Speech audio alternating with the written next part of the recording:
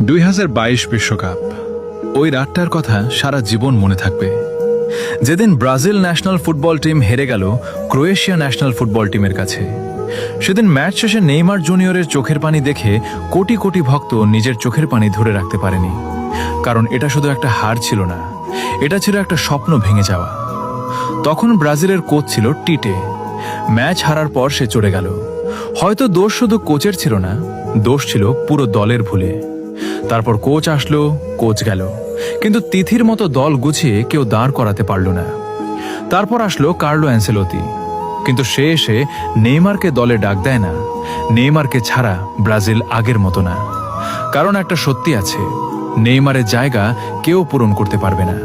দিনের পর দিন ব্রাজিল বদলে যাচ্ছে, কিন্তু এই পুরনো জাদুটা আর দেখা যায় না। আজ যদি নেইমার মাঠে থাকতো, হয়তো দলটা আবার আগের রূপে ফিরত। কারণ নেইমার শুধু একজন প্লেয়ার না, সে ব্রাজিলের হৃদয়। আর কিছু শূন্যতা আছে যা কখনো পূরণ হয় না।